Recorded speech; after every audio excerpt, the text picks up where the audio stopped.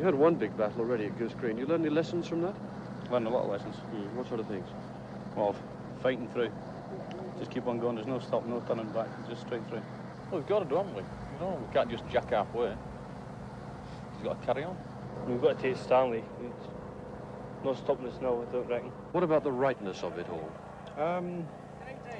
Well, it started off as British soil. Argies barged in, and we're here to kick them out. The 11th of June. Two para, rested after their victory at Darwin and Goose Green, prepared to leave Fitzroy for their assembly area behind Mount Kent.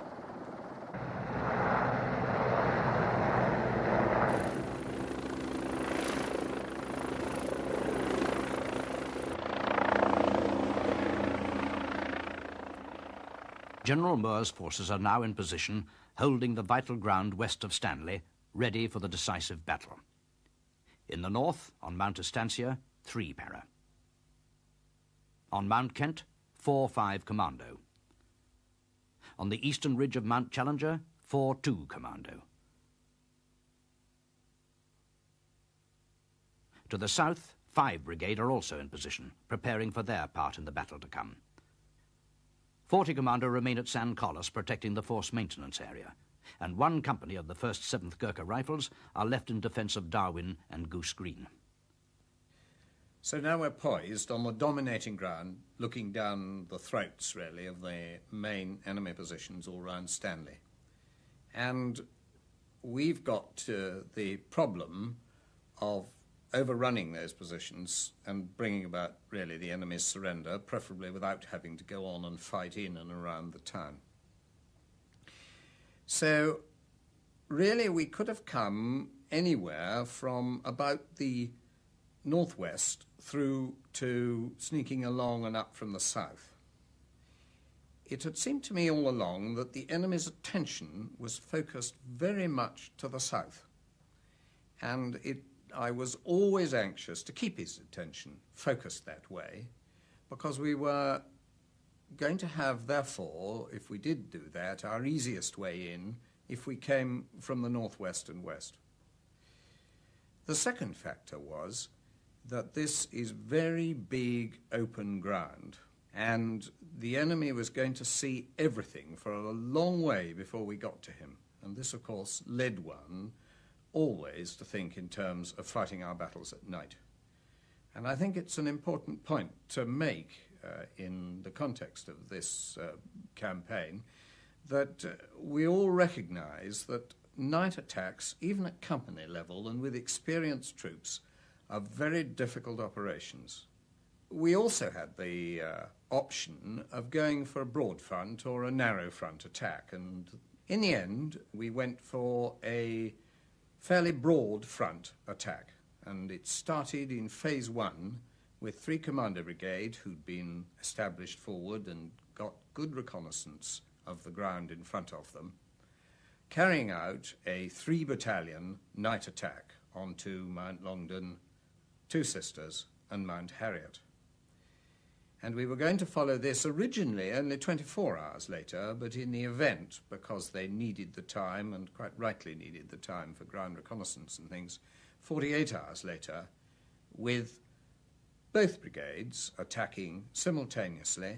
In the north, 3 Commander Brigade with 1 battalion taking Wireless Ridge, and 5 Brigade in succession taking Mount Tumbledown, Mount William, and then moving on to Sapper Hill.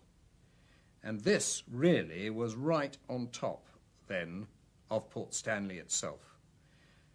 Now, it was in my mind that this really ought to bring the enemy to surrender. He had no more ground of any value to him.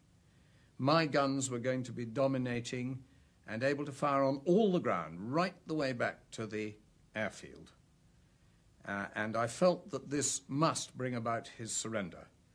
But in the event that it didn't, then we were going to have to fight on along the high ground to the south of Stanley itself. And I, in fact, left to see how the first 2 phases went, the decision on which brigade was going to carry out that phase. Logistics were never more crucial to General Moore's planning than now. Forward maintenance areas had been established at Deal Inlet and Fitzroy, from where supplies landed from LSLs were the lifeline of the brigades, now poised for the final offensive. Helicopters worked ceaselessly, ferrying artillery, rations, and above all, ammunition.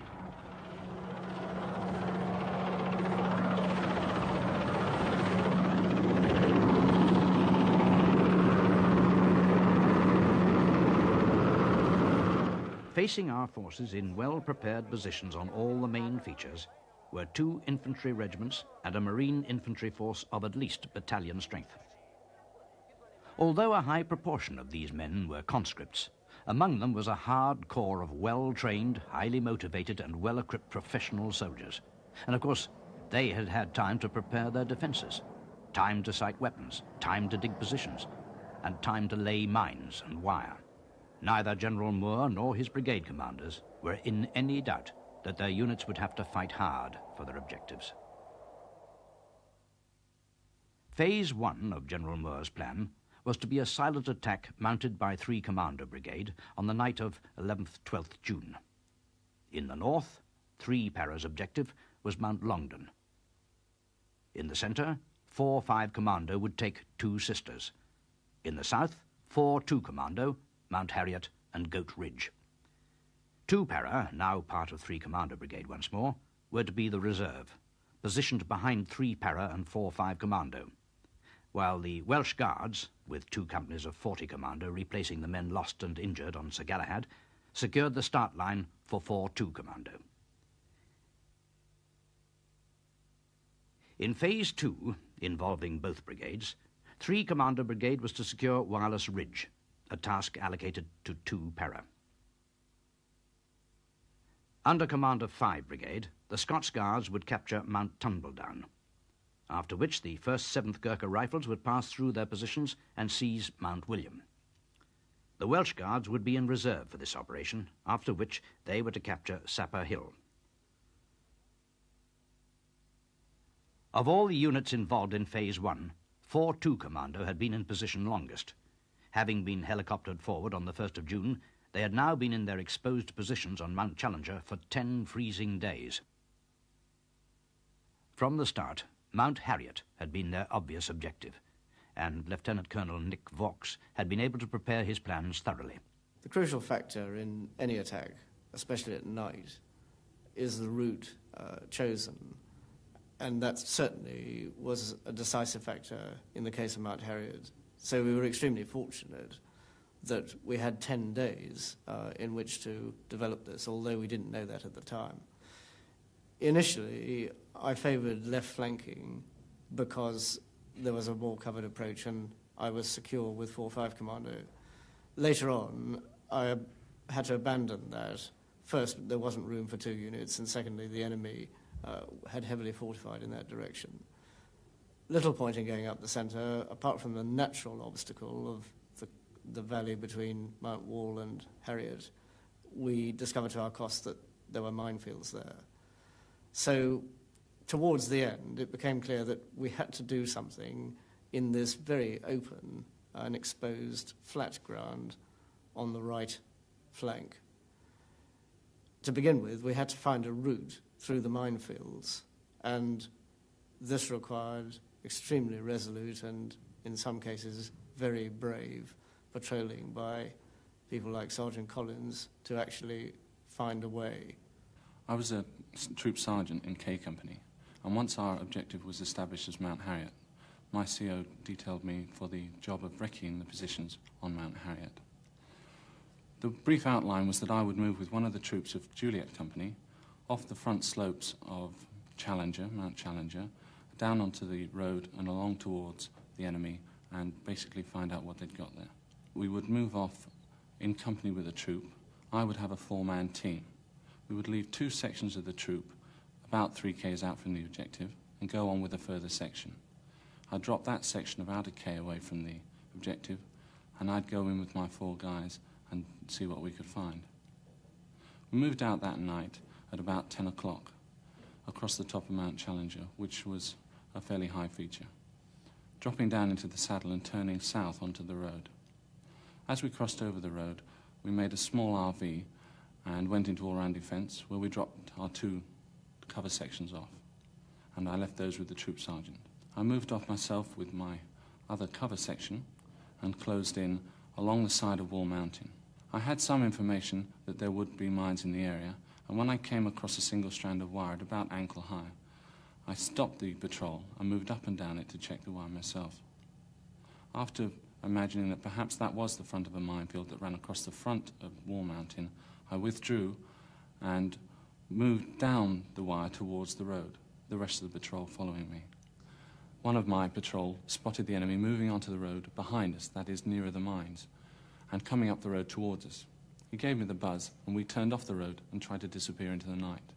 We took cover first in a stream, but that was too close. We upped again and moved about 100 meters from the road and took cover. We formed into a skirmish line, by which time the Argentinians had come out, and they were roughly opposite us, still on the road. They formed into their skirmish line and moved towards us. Then a very strange thing happened. They went to ground, only about 50, 70 meters away from us, and started calling to us in Spanish.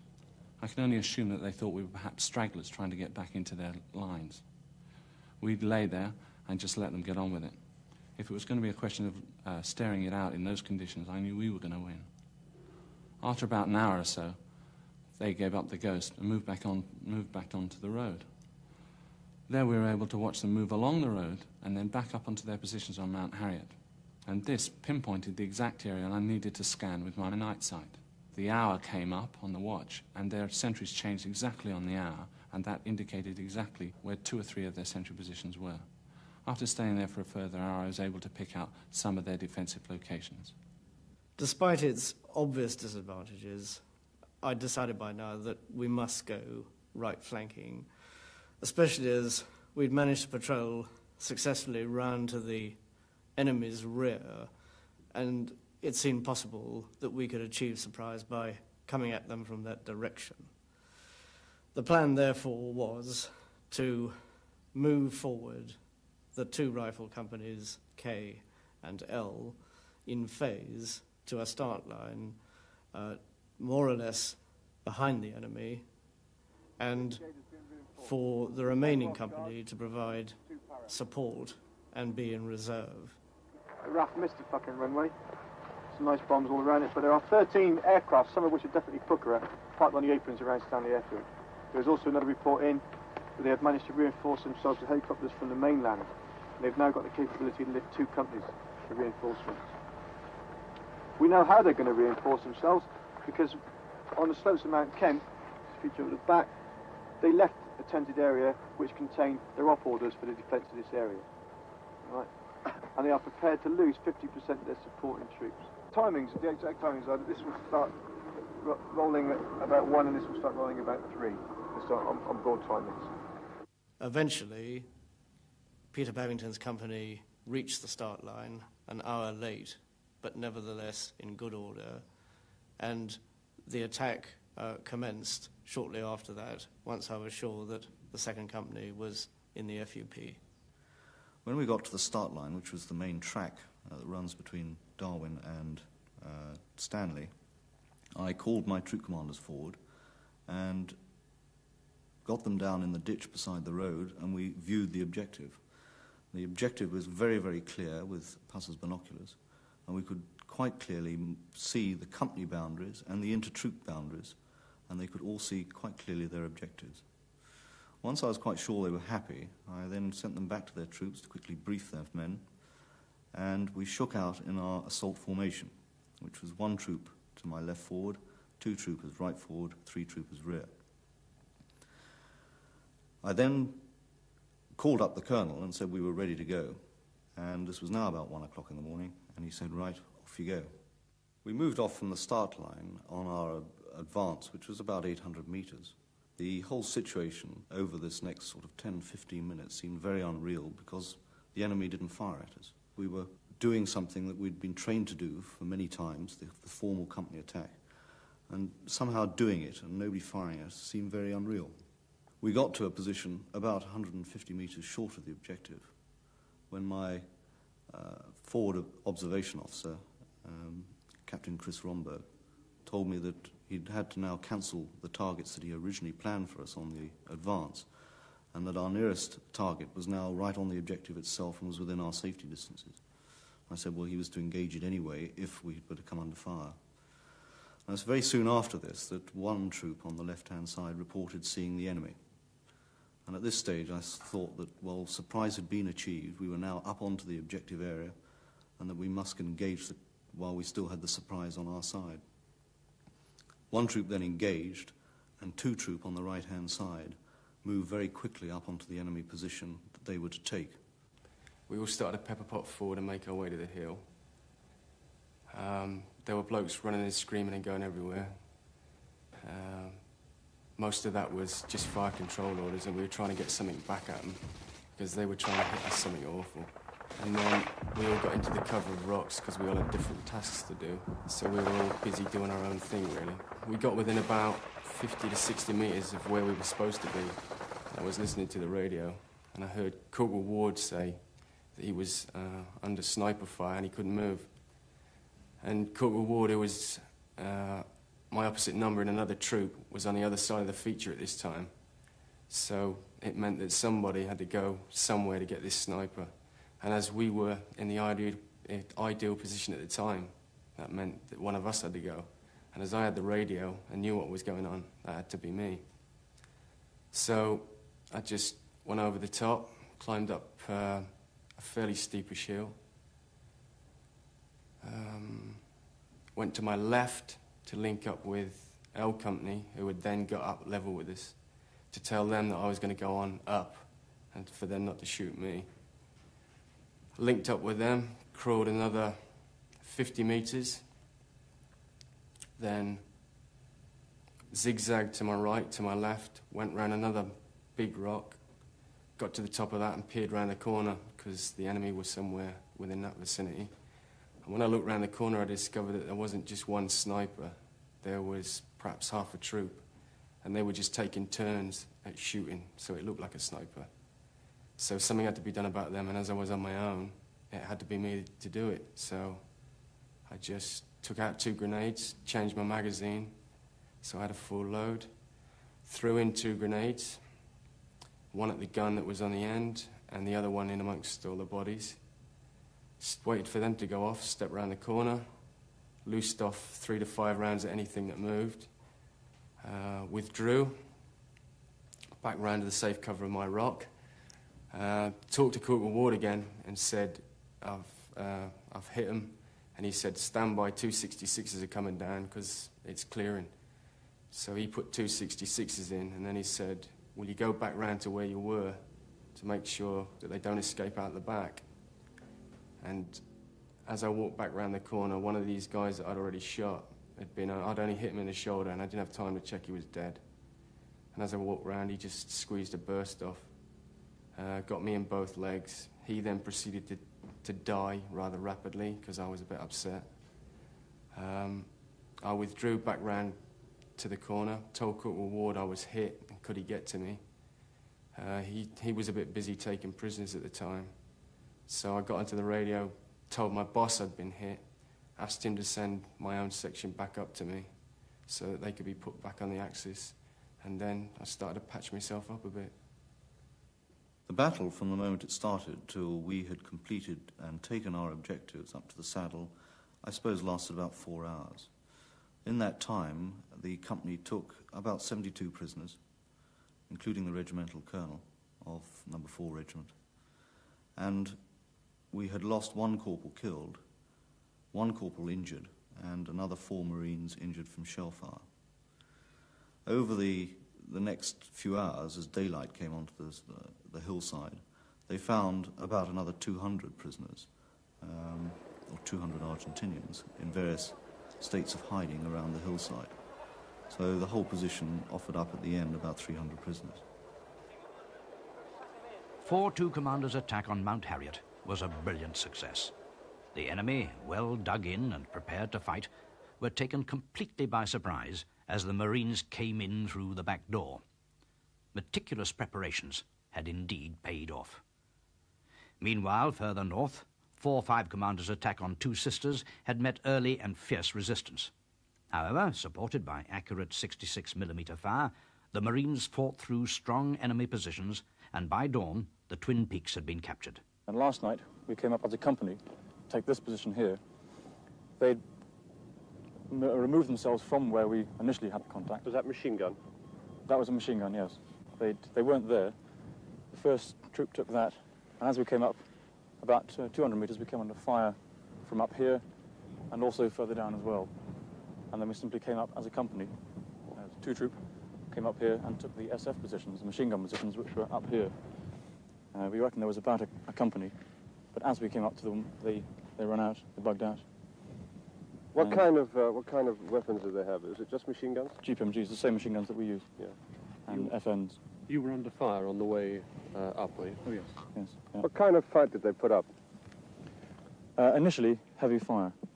And then it appeared that as we put down our fire, and we were using the 66 anti-tank weapon, they began to move back from there. It appeared that they left sort of die-hard chaps up here. And as we got closer to them, they also ran away. So in fact, we found no one up here at all.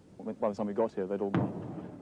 Of the 3 Phase 1 objectives, Mount Harriet, Two Sisters and Mount Longdon, the northernmost, Mount Longdon, was considerably further forward of the other 2.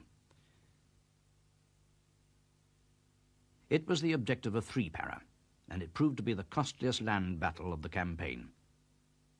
We had about a 4-hour approach march to the mountain, and not only was I aware that the overall brigade plan was intended to be a silent approach, but I myself would have gone for that approach in any case. The Argentine artillery was active. Our forming up places, assembly areas and start lines were going to be fairly obvious to any intelligent enemy commander, and therefore we did not want to preempt the surprise we hoped to achieve on the mountain and possibly be subjected to quite heavy artillery fire in these various areas that we were going to use on our route to the start line. Surprise, however, was the predominant factor which led me to favour a silent attack. On the tumble-down side of Mount Longdon, there was a very obvious valley approach and across the Murrell Bridge. All intelligence indicated that this was heavily mined. It was a very obvious approach, very dominated by tumble-down, and really I could not consider it. Indeed, we wanted to try to fight our battle on the northern side of the mountain as far as possible in order to protect ourselves from tumble-down. As the companies moved across the start line and across the very open terrain, moving upwards towards the ridge line of Longdon and the rocky summit of the mountain itself, it was at some stage during this fairly long advance over open and very dominated ground that Surprise was finally lost. A company, the left assault company, who moved onto the ridge to the north of Mount Longdon itself, had relatively little difficulty in gaining that ridge, which turned out to be totally undefended. But as soon as they reached it, they came under extremely accurate fire from a number of heavy machine guns on the summit of the mountain itself. Meanwhile, B Company, the company that was assaulting the western end of the summit, gained the first rocks, and whilst the machine gun fire continued relatively inaccurately over their heads and down into the valleys to the west, they began to come under much more accurate and lethal small arms fire from a number of marksmen, clearly with very good equipment. We'd moved up along the side of Mount Longdon with a lot of effective enemy fire onto us, with a lot of grenades being thrown at us. We'd got to a position of 2 large rocks. I'd moved forward along the side of these rocks to a low bank where Mr. Cox, Mr. Bickerdike and Sergeant Mackay joined me. At this moment we were looking towards the next enemy position where Mr. Bickerdike was shot. He then, being tended by Mr. Cox, shouted over to Sergeant Mackay, "Is now your platoon, Sergeant Mackay." We moved forward at the double with covering fire from part of 4 platoon and 5 platoon section guns. As we were moving across, the private across to my left was shot, and I later found out to be killed. we're moving up to the main rock feature now, and I was actually shot in the hip. Sergeant Mackay carried on around the side of this position, taking out a number of trenches, and was later found, I was told, in the trench with the enemy dead all around him. Once I'd been shot in the hip, it just felt like somebody was knocking you out and you were seeing stars. And when I actually did open my eyes, all I was looking up into was the night sky with a lot of stars looking down at me. There was a lot of noise still going on, which I assumed to be Sergeant Mackay still taking out the enemy, and people shouting my name. There then seemed to be a lull in the battle. I heard movement, and I assumed that the enemy to be moved, and as I looked across, as I moved my head, I could see the actual tent and the position where I'd been shot from. I then decided I was going to move, and as I rolled over, I heard them, in some type of language, to say, I assumed it to be, he's still there, and they then shot me again in the neck and the hand. The one on the hand was a tracer round, because I actually watched it burn. I then decided I wasn't going to move again. For his outstanding and selfless act of courage, Sergeant Ian Mackay was posthumously awarded the Victoria Cross.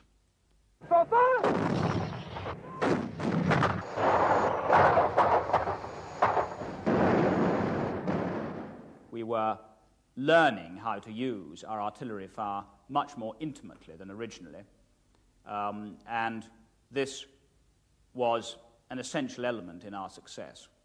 I was quite unable to detect most of the time whether the incoming fire was our own guns supporting us or the enemy firing upon us, because as the Argentines lost ground, so their own observed artillery fire crept eastwards along the mountain behind us and made life extremely unpleasant. By the end of that night, and it took all night to clear the mountain, by the end of that night we were crawling forward from one bunker to another, from one position to another, and of course many of the enemy had died by this time at very close range, some at the point of the bayonet. It was, in summary, a long, hard, cold fight, but by first light the mountain was quite clearly ours. During the night we had 17 soldiers killed and slightly upwards of 40 injured, some of course quite minor injuries, but amongst them some much more serious ones. And the problem of evacuating the casualties, and indeed identifying where those casualties were, even with their red ESCO lights plugged in, that problem was a very considerable one, and in some cases it was not until first light that we were finally able to find and evacuate some of our own casualties back down to the regimental aid post. Even with all the resistance on Mount Longdon itself silenced, 3 Para was to go on taking casualties for the next 36 hours from enemy shell fire, controlled by OPs on Mount Tumbledown, which dominates Mount Longdon.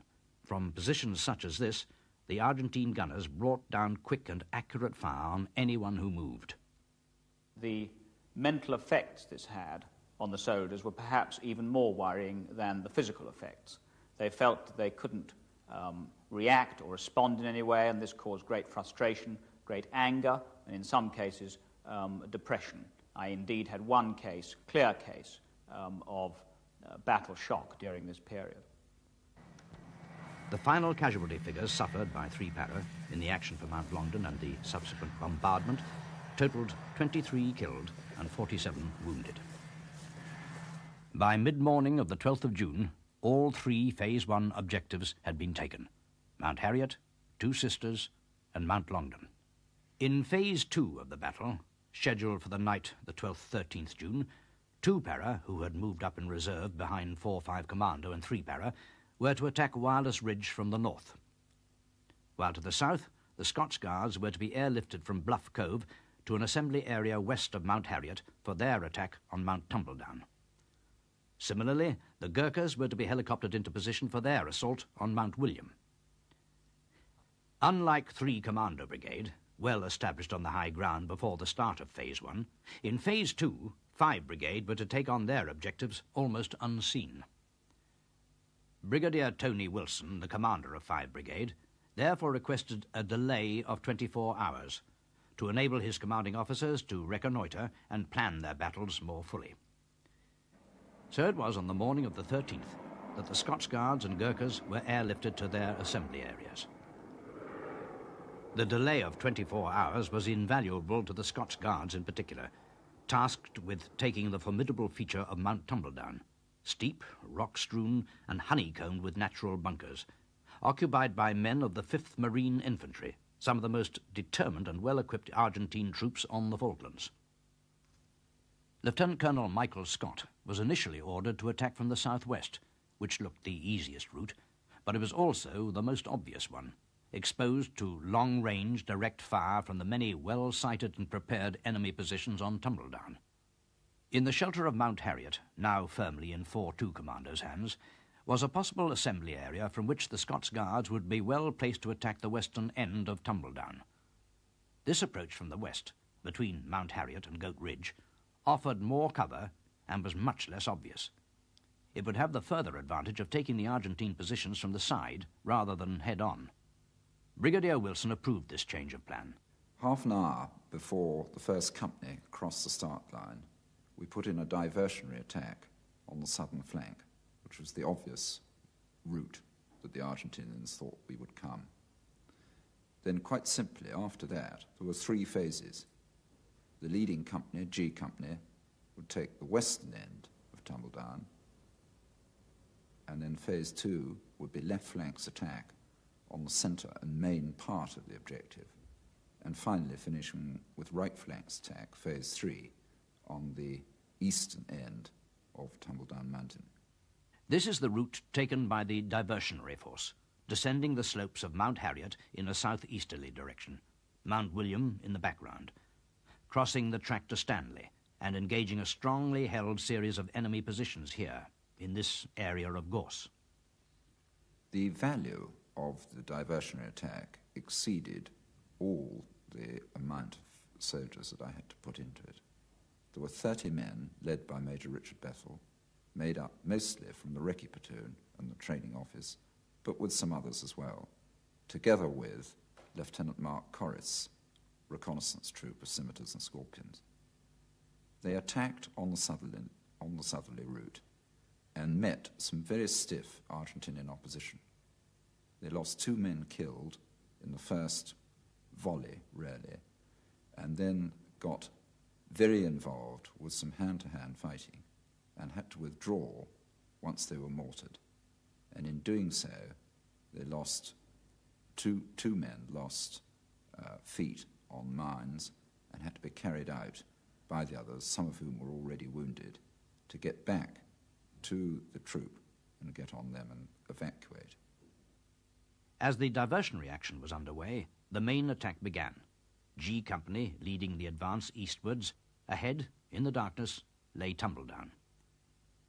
G Company took their objective, the first area of high ground, unopposed, having achieved complete surprise.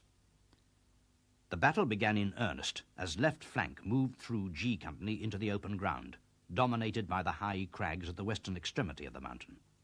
The left forward platoon began climbing the rocky gully to take those crags. My company moved through G Company with 2 platoons forward. Left was 13 platoon, commanded by James Stewart, and right 15 platoon, commanded by Alistair Mitchell, with my own company headquarters between those platoons. The platoons are an extended line, with about 200 metres behind my reserve platoon, with the other part of my company headquarters. And as we moved forward down to the very low ground at the foot of Tumbledown, really the atmosphere in the company was electric, because to that point the enemy had not opened fire at all, and we didn't know at what stage he was going to open fire and with what. People were walking forward not knowing whether it was going to be a burst of machine gun fire, whether it was going to be a sniper, artillery fire, perhaps a mortar bomb landing down beside them, or whether they were going to tread on a mine. And we went forward for about 300 metres like this, just not knowing. And the question was soon answered, because when the Argentinians did open fire, they opened fire with everything they had, and from about 300 metres range, it was really quite cleverly done. And as we went to ground, we were taking casualties already. 13 platoon up in the rocks from the snipers with very good night sights who were starting to pick them off, and down with the platoon that I was with by the heavy machine gun fire to our front. My task was to take the left-hand side of Tumbledown, as I was the left forward platoon of the left flank company. The problem that we faced was a series of isolated Argentinian snipers who were unable to get away. We went about 100 metres up the gully before they started to open fire on us. And almost straight away, my platoon sergeant, Sergeant Simeon, and a guardsman Tambini were killed. Several other guardsmen were hit, one or two who were shot in the chest, but who were saved by bits of equipment on them. The second in command of the left forward section, who was hit to the cheek. And almost immediately, the whole system became a series of isolated sections fighting their own battles. Now, because I was unable to win the firefight with direct fire weapons, I therefore wanted to use all the indirect fire support which I'd been told we had to try and neutralise the enemy. And we'd been told there were 3 batteries of guns, 2 ships, 2 mortar platoons, but instead of the deafening crash of all these shells landing on the enemy to our front, all that actually landed on the ground was one rather apologetic mortar round. The time that it took to register the artillery on target was considerable. It was almost 2 hours before we actually achieved that aim, and during that time, men were lying around getting very cold. The night had cleared slightly, but there were snow flurries coming across. The temperature was well below 0, and people were suffering really quite badly from exposure. One man close to me was unconscious and had to be dragged away, and my own signaller and I were both lying side by side shivering, but our inhibitions didn't really allow us to have bodily contact until really it was so cold that we got together and started warming each other. And he suddenly said to me in his irrepressible Cockney accent, "Asa, what are they going to think if we're both killed and they find our bodies like this?" I remember standing up, trying to get a better look, and being shot at by a 66 anti-tank rocket from one of my own section commanders. There was a lot of chaos. Guardsmen were trying to fire back, but couldn't find out where the Argentinian snipers were. Eventually, after a pause in the battle, we were able to sort ourselves out. We sent the wounded back down the mountain, and the 2 section commanders, working together, were able to work themselves round behind the Argentinians and cut the snipers off from their friends and eventually kill them using grenades and 66mm anti-tank rockets. Once we got control again, myself and the right-hand section commander, Sergeant McGuinness, made a plan, along with the platoon commander. I was to put covering fire down first, and Sergeant McGuinness would move forward and take out the enemy that was in the rocks to our front. After he had gone firm, I was to move forward very slowly as I was in the open ground, and we went on like this up the top of the hill using 66, 84 and white phos and L2 grenades to take the enemy out. The Argentinian snipers were well prepared. They had communication cord between each other. This we were able to follow until we eventually found their nests and removed them with grenades or with the bayonet. There weren't very many of them. We found about 6 or 7, but they took quite a long time to remove. Eventually, after long pauses, we were able to keep moving up to the top of the gully. And it was only when we weren't fired at for about 30 minutes that we were able to realize that, in fact, the gully was finally clear and our task had been finished. When at last the artillery rounds landed on target just to our front, I said to the commander of my right forward platoon, Alistair Mitchell, to go ahead and, with his platoon, carry out a left-flanking attack to clear the enemy positions immediately to his front. And with supporting fire from company headquarters, he did this. But I was expecting, while he was doing it, a lot more supporting fire to come from the in-depth Argentinian positions. But as I lay there watching this attack go in, really the supporting fire that was coming was sporadic, because the artillery had really neutralized the enemy in depth and got their heads down. And I realized that for about the next 30 seconds, until the Argentinians got their heads up, that really nobody controlled the battlefield, and that was our real chance to take the initiative. And although it's perhaps difficult in training ever to put your finger on a moment when the initiative passes in a battle, I would say that on Tumbledown, you could actually touch that moment. Because I was then able to move forward with my company headquarters and shouting to the platoon who were engaged in clearing those enemy positions, I got them to come along with me to the first ridge. And I thought if we could only reach that ridge, we would at least have cleared part of the Argentinian position, and then perhaps we can do exactly the same again to clear up to the next ridge, because in that place, Tumbledown is a series of false crests. In fact, we managed to clear away the 3 or 4 Argentinian sangers and positions up to that first ridge, and when I got there, again, it seemed to me that we still held the initiative, that their heads were still down, and that if we continued doing exactly what we were doing, we could clear up to the next ridge. And really so it went on, clearing these sangers, clearing the positions, winkling them out with grenades and rifles.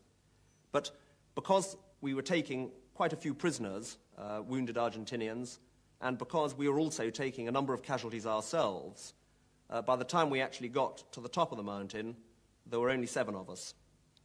And I didn't even know that when we reached it, that was the top of the mountain. To me, it was just another false crest.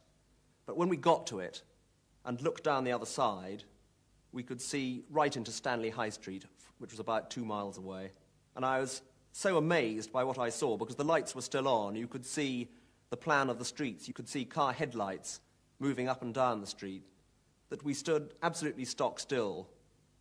And at that moment, an Argentinian machine gun opened up about 100 meters to our front, and 4 of those 7 men were shot, including the platoon commander who was with me. When left flank had succeeded in taking their objective, I really felt we were winning. However, I was concerned about the time, because there was only about 1.5 hours left before dawn, and I had to be secure, having taken the whole of Tumbledown, by dawn. Therefore, right flank moved up very quickly, and the company commander talked to the company commander of left flank, and then attacked his final position, which was a lot of rocks, a lot of Argentinian snipers still left behind, and they had a very tough battle. However, by the time dawn broke, the company commander, Major Simon Price, reported to me that he had secured his position with 1 or 2 Argentinians still around in it. But nevertheless, the Argentinians were then, and one could see as light came up, fleeing towards Stanley, and Simon Price's forward observation officer engaged them with gunfire. My feelings at the end, after it was all over, were, I think, a mixture of triumph and disaster. Triumph that we'd actually done it. But as the casualty figures started coming in, and I realized that in the space of one night, I had lost 7 men killed and 21 wounded, I think that came to me as something of a shock in the cold grey light of dawn. The success of the Scots Guards in taking Mount Tumbledown in the face of determined opposition from the best troops General Menendez could put in the field, their position seemingly impregnable in the light of day, is an admirable example of fighting quality and junior leadership. While the battle for Tumbledown was being fought, to the north, 2 Para were mounting their attack on Wireless Ridge. They were now commanded by Lieutenant Colonel David Chandler, who had been flown from the UK following the death of Colonel Jones. One thing which was quite clear that had come out of the battle for Darwin and Goose Green was the lack of fire support. And so, when I went round to talk to the battalion, one of the things that I said to them was that I guaranteed that if the battalion were committed again to battle, they would not have so little fire support. In Phase 1, we moved up in reserve behind 3 Para and 4-5 Commando, with no idea as to what our objective would be. And that afternoon after Phase 1, that's the afternoon of the 12th, I was told that we were to attack Wireless Ridge that night. And at that stage, we had not had any opportunity to patrol up onto Wireless Ridge or indeed get ourselves in a position to overlook it. And so we were working on very scanty intelligence. And I was somewhat relieved when later that evening the attack was postponed for 24 hours. And so the next day, I was able to go up onto Mount Longdon, overlook Wireless Ridge, as indeed were the company commanders. And it is largely from what we saw that I was able to make my subsequent plan. The first thing I had to decide was whether to launch a silent or noisy attack.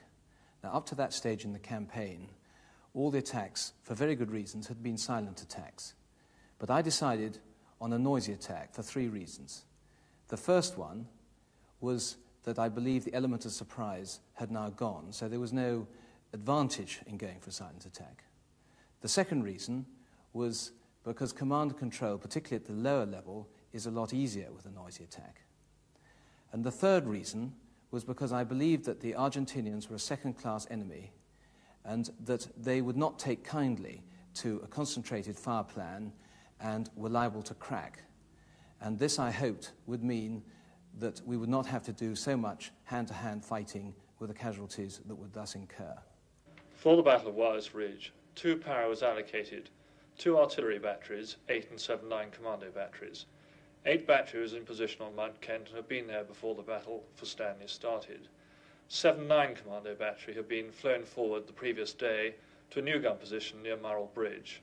To give an illustration of the lift required, to lift the guns, equipment and the personnel of the battery required about 15 Sea King lifts, and for just under 400 rounds per gun, another 35 lifts for the ammunition.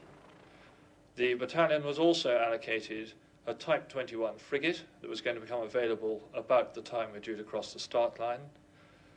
We had two mortar platoons, 2 paras mortar platoon of 8 mortars, and following my recce earlier in the day up on Mount Longdon, 3 para had joined the 2 para mortar net, and we had their mortars available as well, with 3 para mortar officer acting as anchor MFC.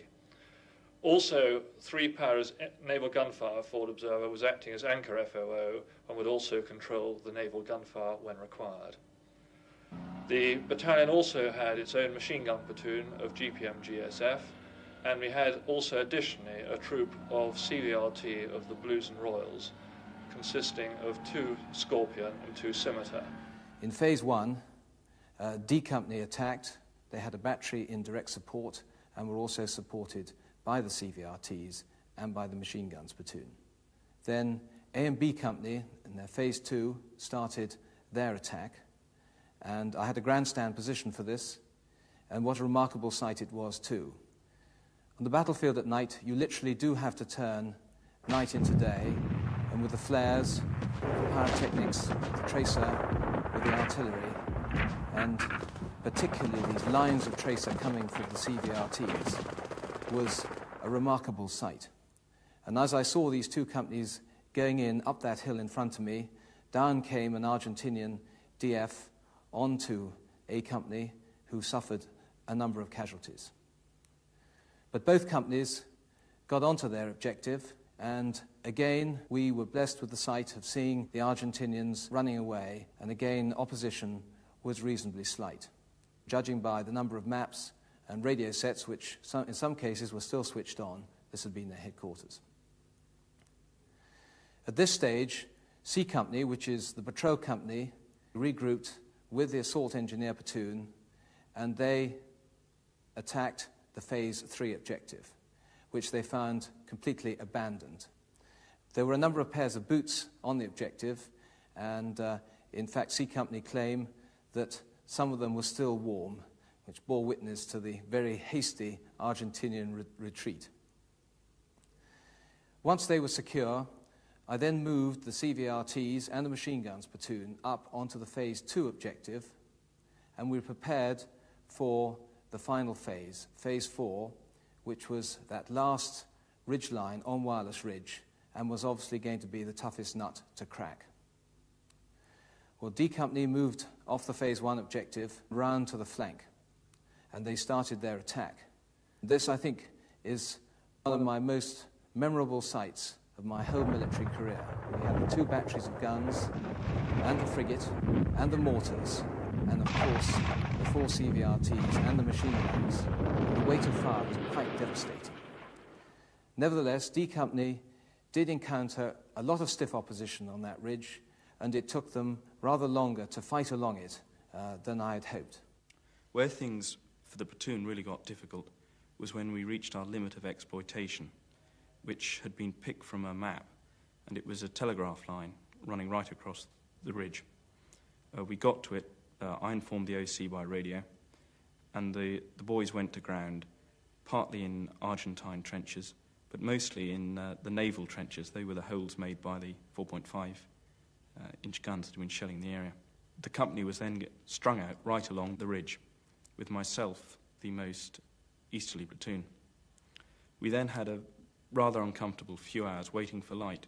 We knew that if we could hang on until it got light, Then from where we were, we overlooked Stanley and would have a very good shoot into it. In fact, really, we'd won the day if we could cling on. First light on the morning of the 14th of June, and the encirclement of Stanley was almost complete. The 1st 7th Gurkha Rifles were able to take Mount William with little opposition, and the Welsh Guards were poised to seize their objective, Sapper Hill. And all the time, the remorseless bombardment of the remaining Argentine positions was kept up.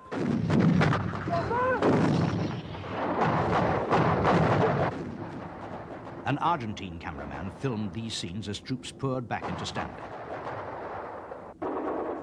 Officers and men argued openly in the streets, and with nowhere else to go, the will to fight on evaporated. Despite their many advantages, strategic, tactical, and logistic, they had been outfought at every turn.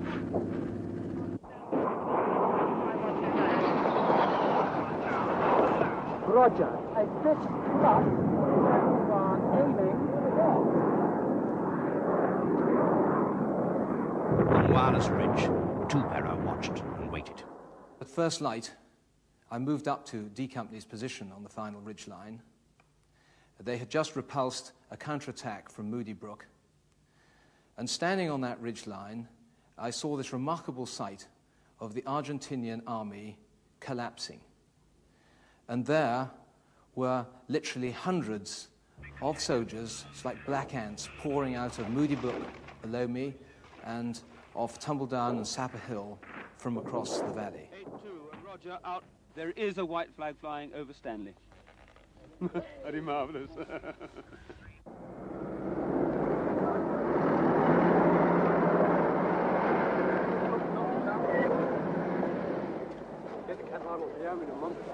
no more opening fire. No more opening fire. No more opening fire. Make safe, weapons. How can he use it now? You've not got one at the sprout leg, have you?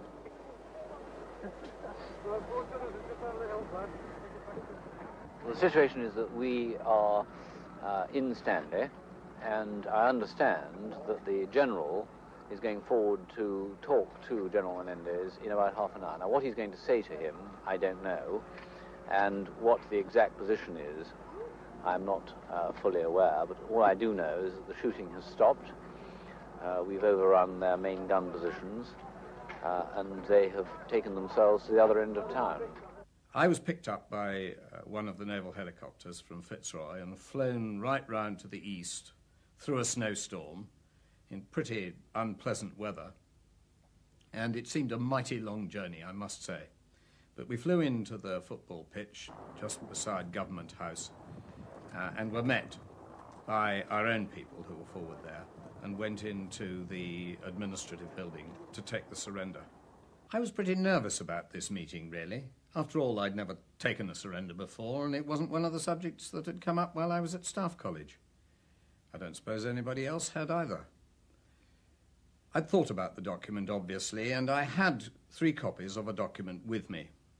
And I was in a rather bare, sparse room with a table and a number of chairs, and there were about 6 of us. And Menendez came in with his 3 supporters, who were senior staff officers, and we sat round the table.